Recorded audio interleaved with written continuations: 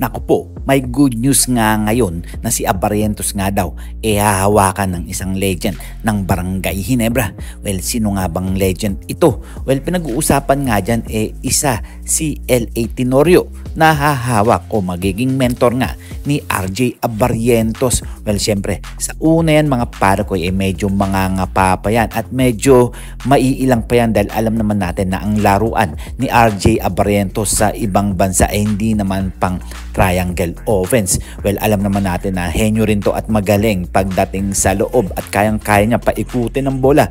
Well, ano pa kaya kung sa hawak siya ni Coach Tim Cone? Well, henyo din ang coach ng Barangay Ginebra. Well, sana nga pagdating sa opensa o depensa kayanin ni RJ Abarrientos ang ipabibigay ni Tim Cone sa kanya. Well, maghintay-hintay lang tayo kung gaano nga ba talaga ang kayang ibigay ni L.A. Tenorio dito kay RJ Abarrientos pagdating sa loob ng court.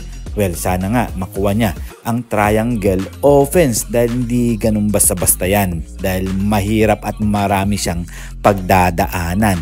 Well, good luck na nga lang sa'yo RJ Abarrientos at pati na rin sa'yo L.A. Tenorio dahil alam namin na nagkakaroon ka na nga ng edad at itutuloy pa ng ibang kabataan ang nalalaman mo. Sana nga magtuloy-tuloy na ang paglalaro ni RJ Abarrientos at pagpapractice at paghawak syempre ni LA sa kanya dahil alam naman natin na talagang tuturuan ni Coach Tim Cone kung ano ang mga nalalaman niya sa mga nakaraang mga laban nila.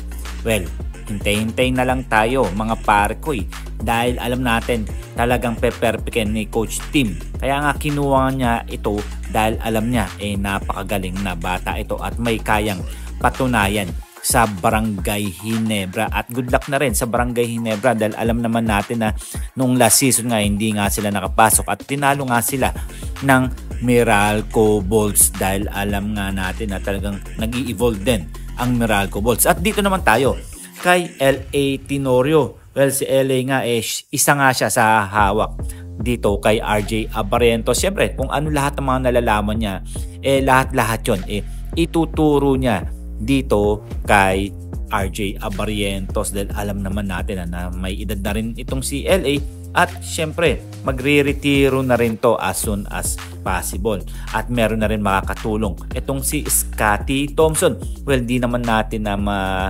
masisisi dahil hindi naman pwede magdala itong si Scotty Thompson habang buhay dahil syempre kukuha pa rin ng talagang legit na point guard dahil alam naman natin itong si Scotty Thompson talagang isa sa mga nagdadala sa Barangay Ginebra dahil kakailanganin din niya ng katulong o point guard na tutulong sa kanya for the near future. Well, ito na nga yung future na to na si RJ Abarrientos.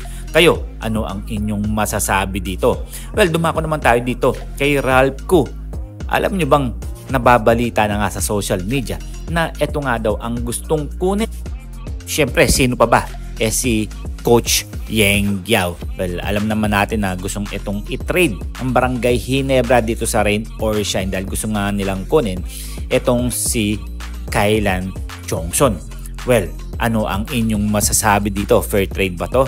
Well, nakapanghinayang lang dahil alam naman natin na shooter itong si Ralph Koo at malaki rin naman maitutulong nito ni Kaylan Chongson sa Barangay Ginebra. Yun nga lang, may edad na nga lang pero hintayin na lang tayo kung ano ba talaga ang mangyayari, kung matutuloy ba ang trade o hindi. Siguro hanggang dito na lang tayo at huwag natin kakalimutan na mag-subscribe, mag-comment, like, and share, and please click the bell para ma-receive ninyo lahat ang aking notification. So see you for my next video.